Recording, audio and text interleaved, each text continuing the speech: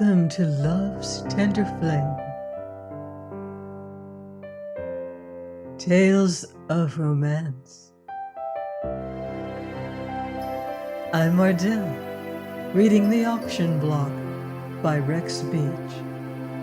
Chapter 16. That afternoon, Mrs. Knight, in a great flutter of excitement, arrived with Jim at the Elegancia. Embracing her daughter in tremulous, almost tearful delight, she burst forth.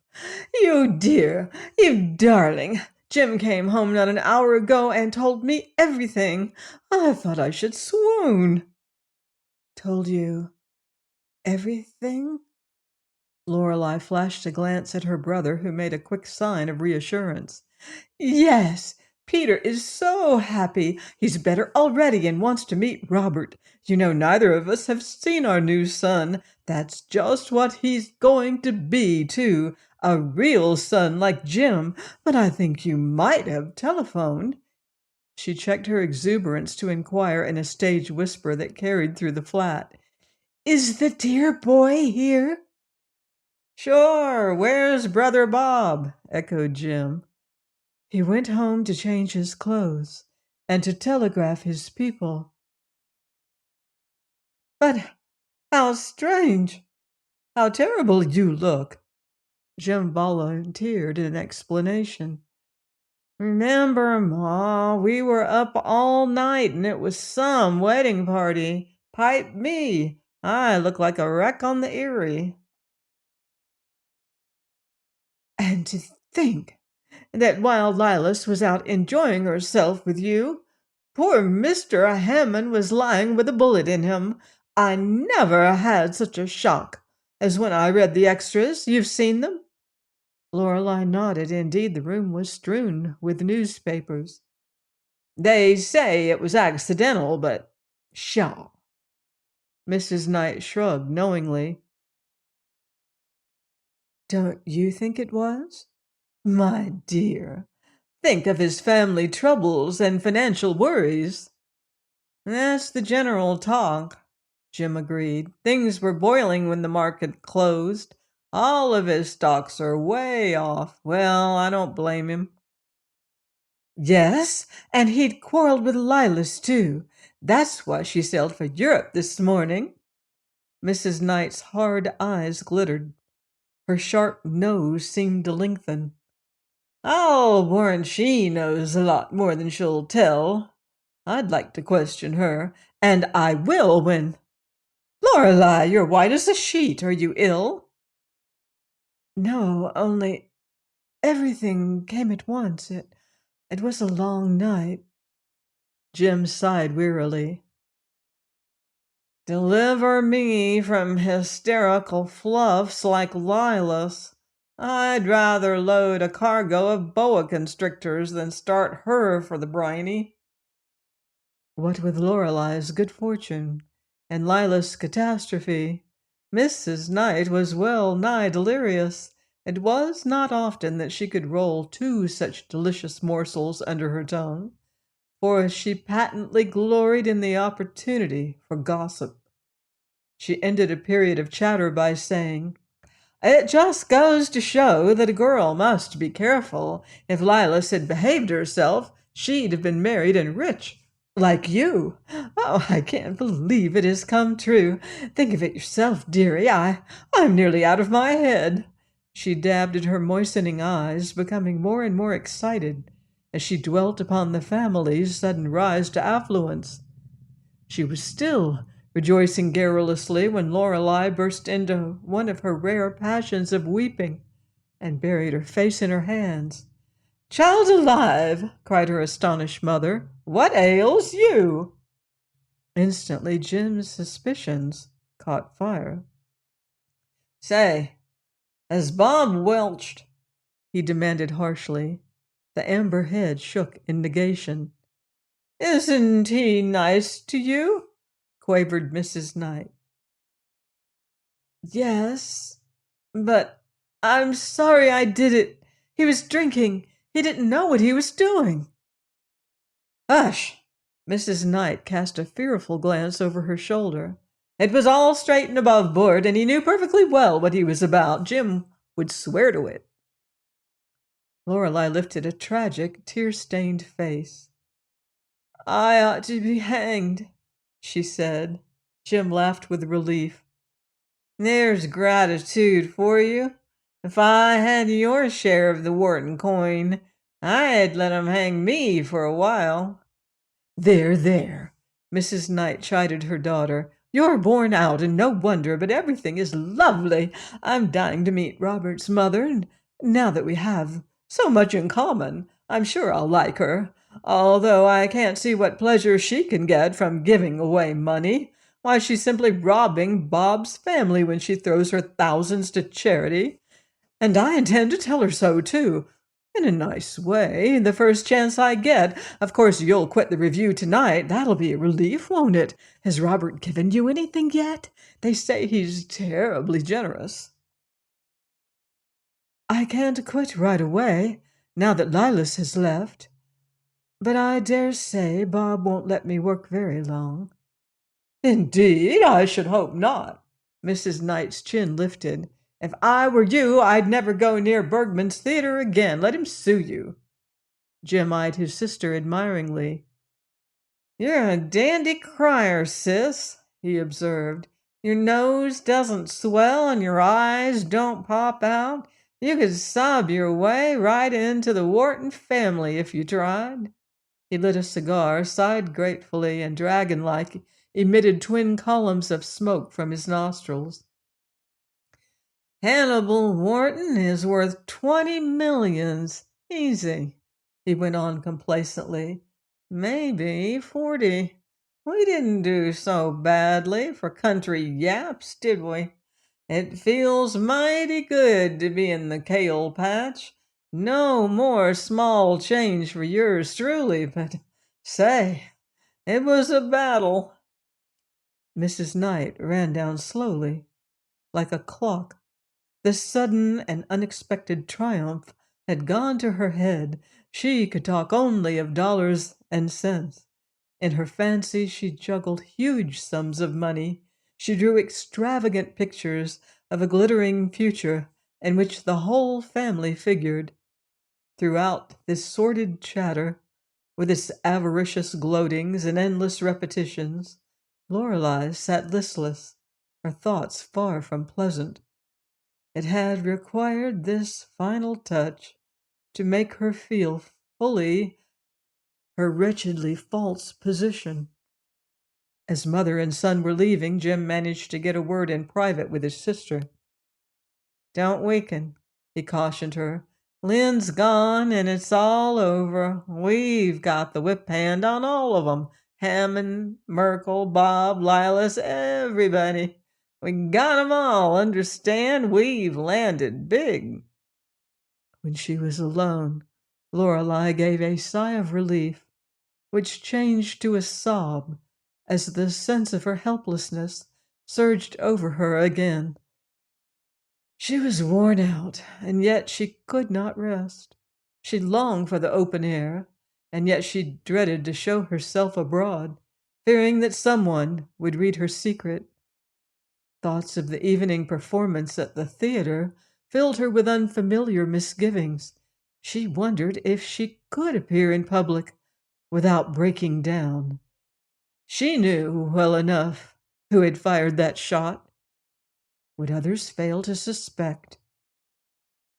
The secrecy in which the whole affair was veiled seemed terribly artificial. It was impossible that such a barefaced conspiracy to suppress the truth could long remain undiscovered. And if Hammond died, what then? He was reported to be very low. Suppose he became delirious and betrayed himself. She would be involved, and Merkel and Bob. Every clang of the elevator gate, every footfall outside her door alarmed her. As with most women, her knowledge of the law was negligible. Her conception of its workings was grotesquely childlike. Yet, after all, the incidents of the shooting affected her less than the amazing change in her own fortunes. She was a wife.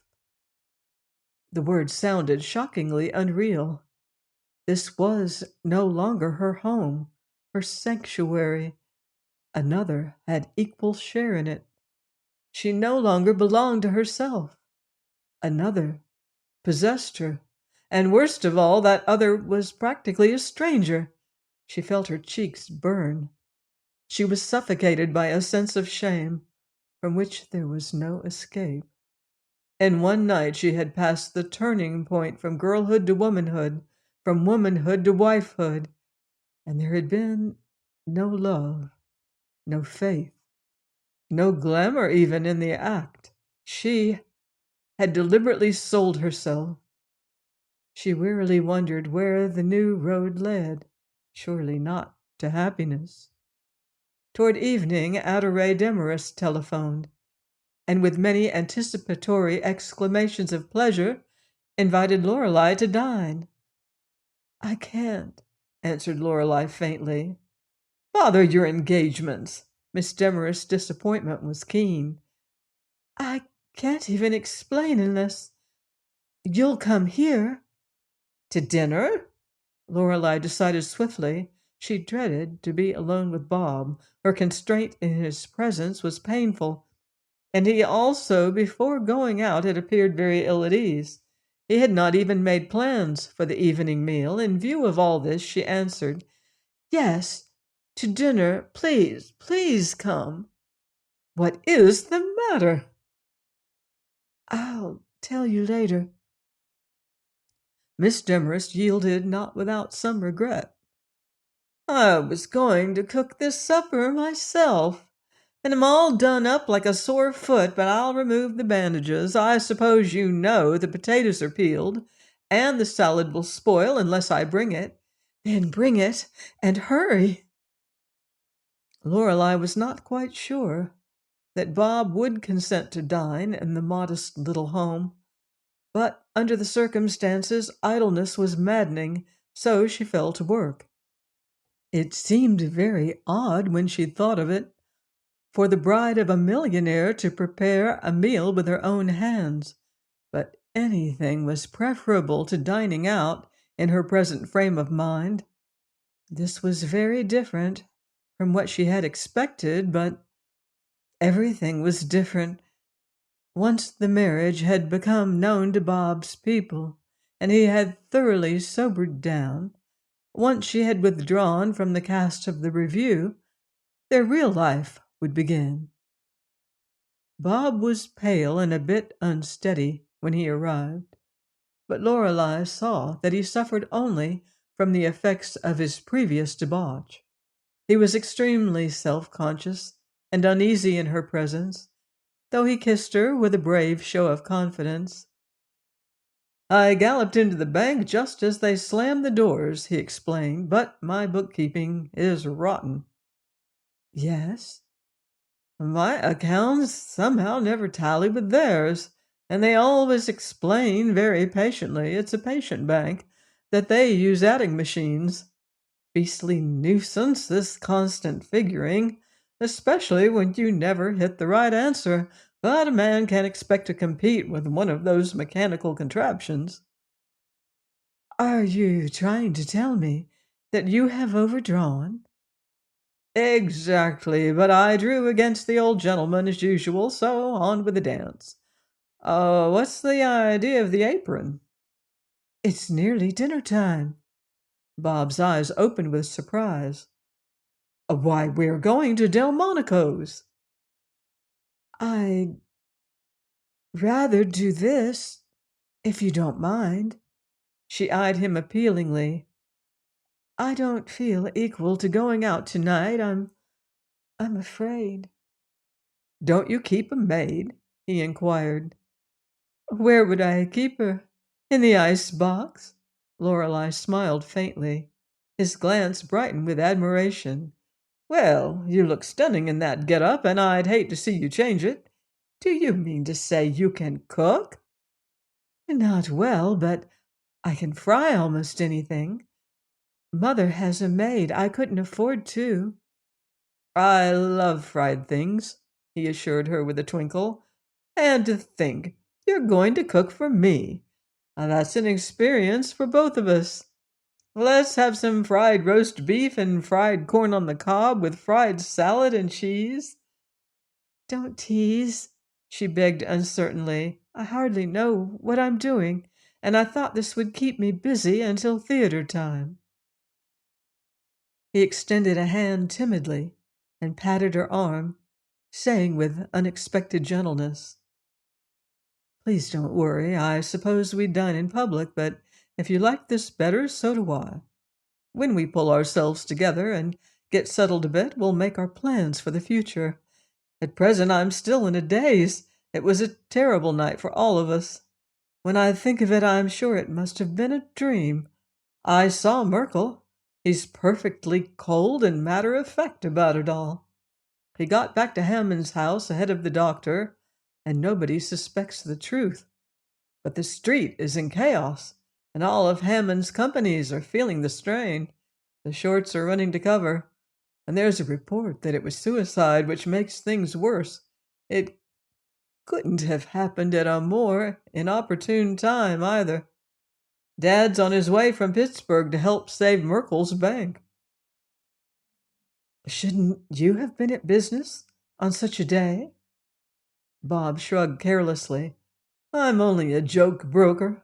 The governor thinks a firm name looks well on my cards. I hope he doesn't lose more than $1 million in this flurry. It won't improve his disposition. But wait till he learns I've married a girl who can fry things. By the way, Bob paused, I invited a friend to dine with us tonight. Lorelei was less dismayed than he had expected. So have I, she said. I thought it might be pleasanter for you, he explained a bit awkwardly, inasmuch as we're not very well acquainted. I saw before I went out that you were embarrassed and he flushed boyishly, scarcely conscious of the delicacy that had prompted his action. Anyhow, he's gone home to put on a clean sweater. You don't mean you asked? Campbell Pope, yes, I met him and he looked hungry. He's coming here at 6. For almost the first time in Bob's society, Lorelei laughed out clearly. And I asked Ray Demarest, she said. Bob grinned and then laughed with her. Fine, he cried, both members of this club, really. This ought to make the best finish fight seen in New York for many a day. I don't care, Lorelei said stubbornly. Ray is the most misjudged person in America, and Pope ought to know the truth. As she flitted back and forth preparing dinner, Bob kept up a ceaseless chatter that did much to lessen their constraint. She was conscious through it all of his admiration, but it still seemed to be the admiration of a stranger, not of a husband. Never for one moment had either of them felt the binding force of their new relationship. Never had they been farther apart than now. Ray's surprise at finding Robert Wharton in her friend's apartment was intense.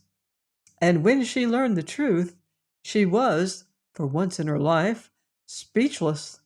She could only stare from one to the other, wavering between consternation and delight. Finally, she sat down limply. I'd have brought a present if I'd known, she managed to say. Are you going to wish us luck? Bob inquired. Luck? You've both got it. She's the best girl in the world, and you're... Ray hesitated and continued to stare round-eyed. I didn't think you'd... I didn't think she'd... I don't know what I thought or didn't think, but Jiminy! Married? When Lorelei led her into the bedroom to lay off her wraps, the thunderstruck young woman had more nearly recovered herself.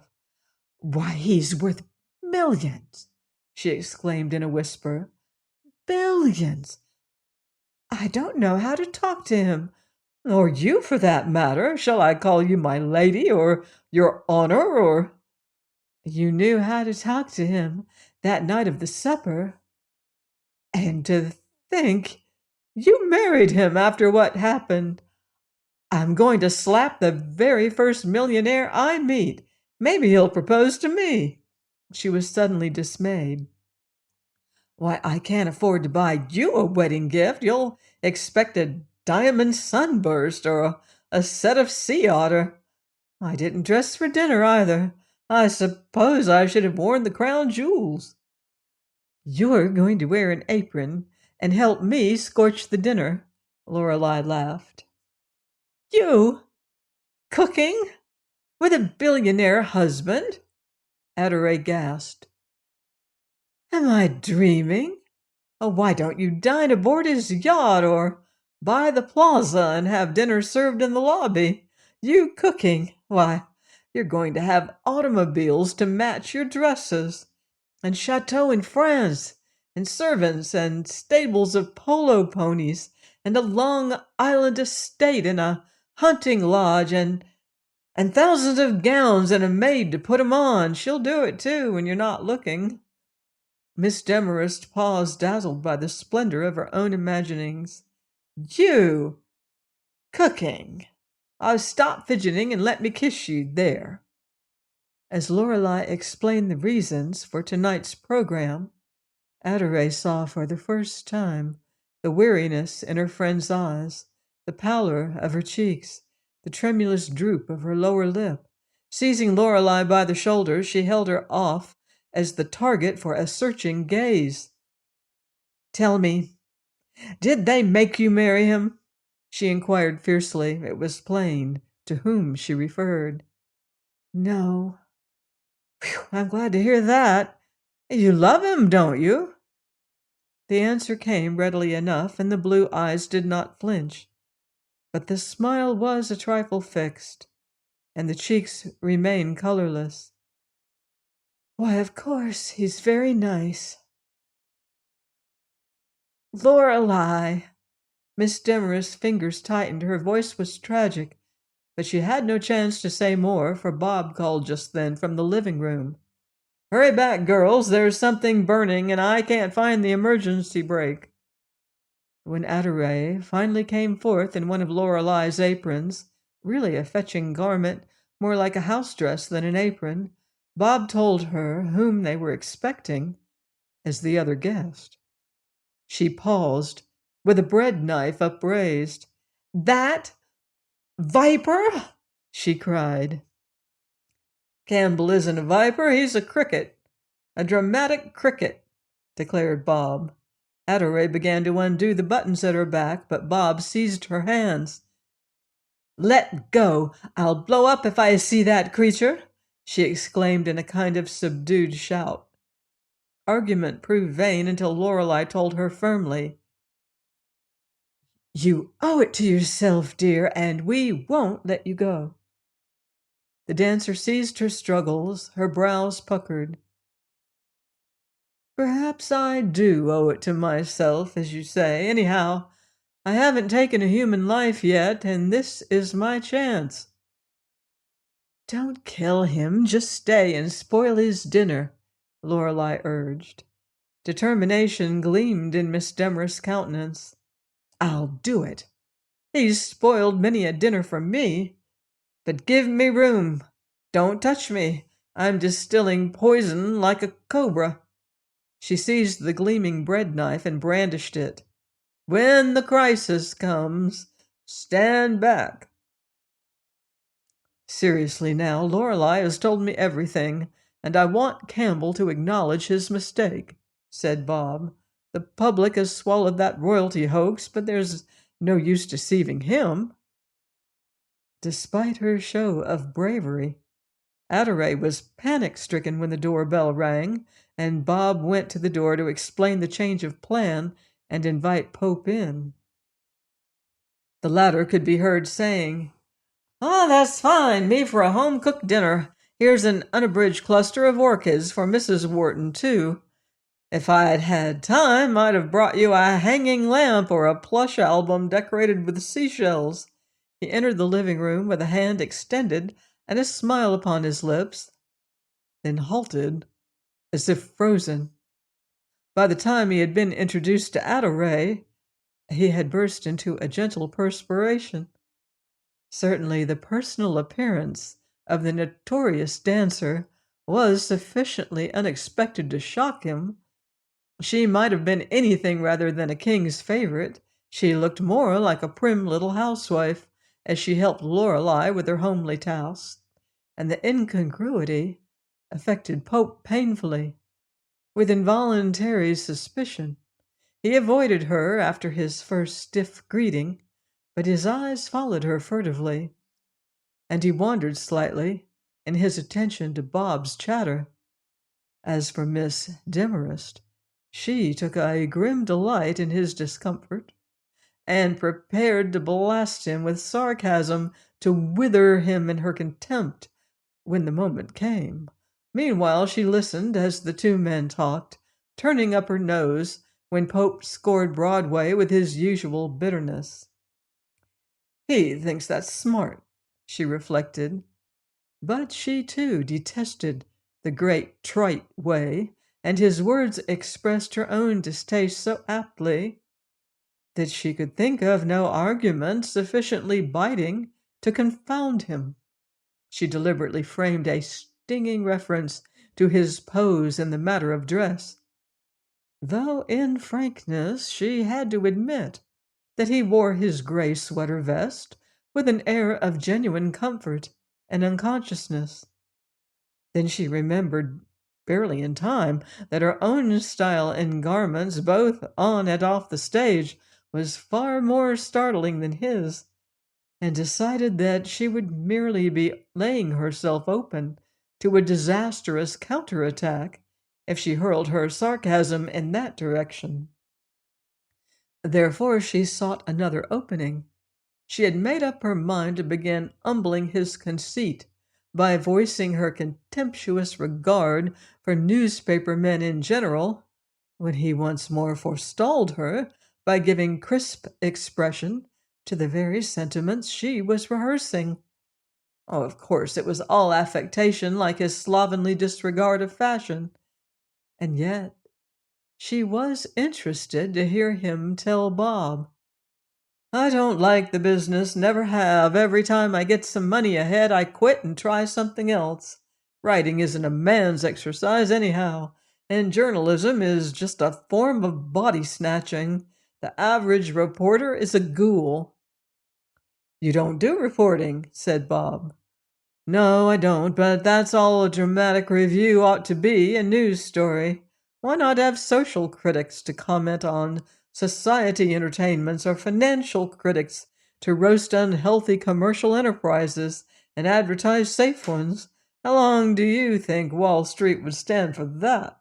Why don't the papers hire dry goods experts to prowl through the department stores, publishing the cost prices of merchandise and warning the public against bargain sales? And that's what we do. We ridicule and warn and criticize, but we never build up. The theatrical business is the only one that permits outside interference, as if the public couldn't tell a good play from a poor one. It wouldn't be so bad if we were always honest, but we're not. We have to be smart to hold our jobs.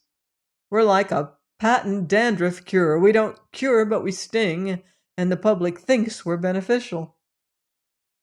Notwithstanding his garrulity, Pope was noticeably ill at ease. He was conscious of Miss Demarest's hostile eyes, and the pointed manner in which she ignored his presence.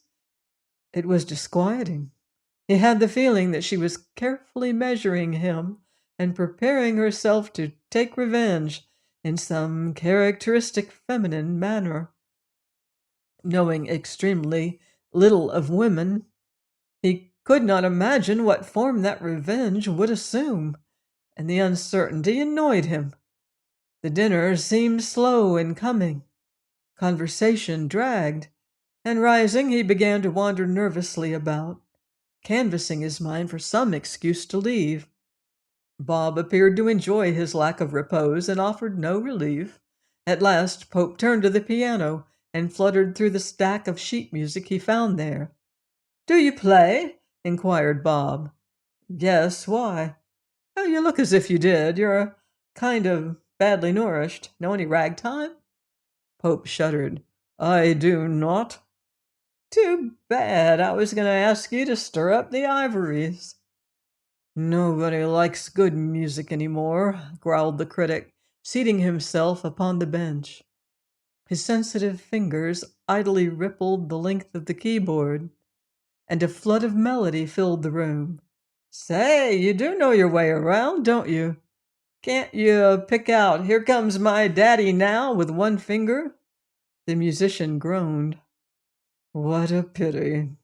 After a moment he murmured, "I improvise a good deal." The instrument, perhaps for the first time in its life, began to vibrate and ring to something besides the claptrap music of the day. Once he had found a means of occupying himself, Pope surrendered to his impulse and in a measure forgot his surroundings. A short time later Lorelei turned from the kitchenette to find Adore Demarest poised, a salad bowl in one hand, a wooden spoon gripped in the other, on her face a rapt expression of beatitude. "Have you rubbed the dish with garlic?" inquired Lorelei. Adore roused herself slowly. "Lordy," she whispered, "I'd give both legs to the knee and one eye if I could play like that. The mean little shrimp!" The embers of her resentment were still glowing when the four finally seated themselves at the table. A furtive glance in Pope's direction showed that he was studiously avoiding her eyes. She prepared once more to begin the process of flaying him. "You've been away for some time, haven't you?" Bob was asking. Pope nodded. "I hate New York. I went as far away as I could get, and I managed to return just 2 jumps ahead of the sheriff. It will take me 6 months to pay my debts. I'm a grand little businessman." "What was it this time? Mining?" "No, poultry." Adore pricked up her ears. "You went west, eh?" pursued Bob. "No, east, Long Island. Did you know there are parts of the island that are practically unexplored by civilized man? Well, there are. They're as remote from the influence of New York as the heart of New Guinea." Pope's thin lips parted in a smile. "The natives are all foreigners, too. There are Portuguese pickle pickers and hairy-handed Hollanders who live with their heads lower than their knees, and weed-pulling wops who skulk in patches of cauliflower and lettuce. But as for American settlers, there ain't none." Adore complacently felt that she had the critic talking against time, and the consciousness of her disturbing over him gratified her intensely.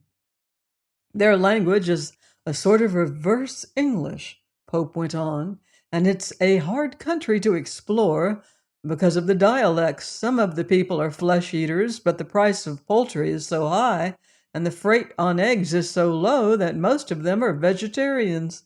That's what got me started in the first place. I saw a great opportunity to make money, so I found a farm on a lake, bought it, and went to raising ducks." "Ducks!" breathlessly exclaimed Miss Demarest, but her interruption went unnoticed. Campbell Pope's features shone with the gentle light of a pleasurable remembrance. "It was lovely and quiet out there, just like Saskatchewan or the Sudan. Sometimes I fancied I must be close to the fringe of civilization, with the life of the outer world pulsing near at hand, for I could hear whispers of it. But I soon got over that idea. The local inhabitants were shy but friendly. They did me no harm, but it was a place not for ducks. They swam all over the pond and spent so much time catching bugs on the bottom that they had no leisure for family obligations on land." This gloomy recital met with an interest that prompted him to continue whimsically. There was no home life among those ducks, none whatever, but they could swim nearly as well as Miss Kellerman. They never took cramps either, although they appeared to have chronic bronchitis, and they must have learned to breathe through their tails because they stood on their heads for hours at a time. All I could see was acres of white tails sticking up like patches of cubist pond lilies. They swam all their fat off, and I had the pond dredged and never found an egg. Miss Demarest giggled audibly.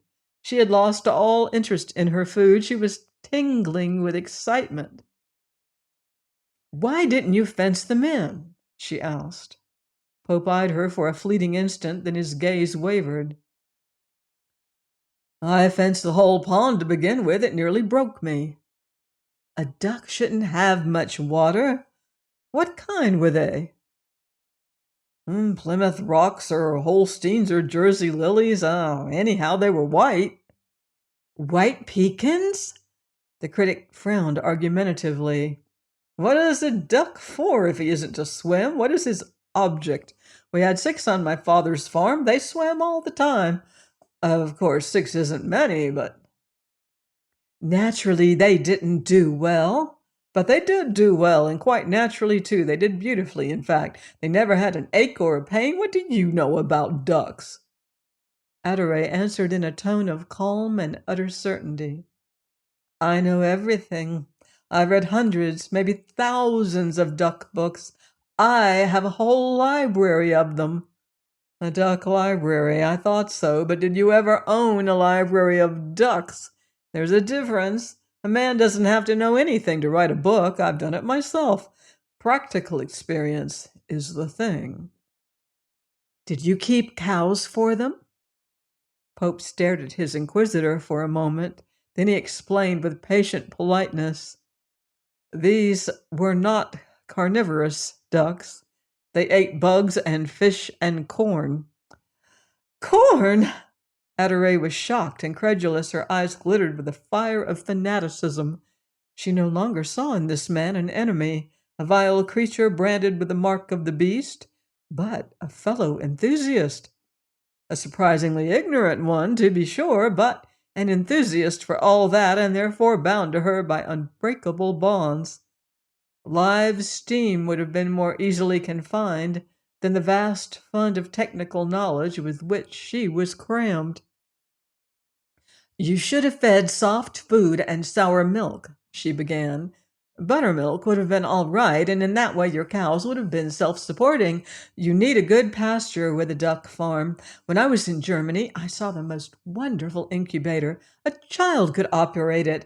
I'd like to show you some brooder house plans I had drawn over there. You see, you made your first mistake in choosing fresh water. If I had a good location near salt water, not too near, and proper surroundings, I'd show you something about ducks.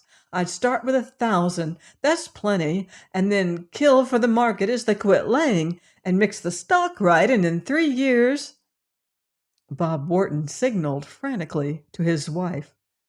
But there was no stopping the discussion that had begun to rage back and forth. It lasted until the conclusion of the meal, and it was only with an effort that Adore tore herself away. She was in her element, and in a little time had won the critic's undivided attention. He listened with absorption. He even made occasional notes. As the 2 girls dressed hurriedly for the theater, Adore confessed, "Golly, I'm glad I stayed. He's not bright. He's perfectly silly about some things. And yet he's the most interesting talker I ever heard. And can't he play a piano?" Join me next time for another romantic chapter of The Auction Block by Rex Beach, here on Love's Tender Flame. Until then, love deeply and live beautifully.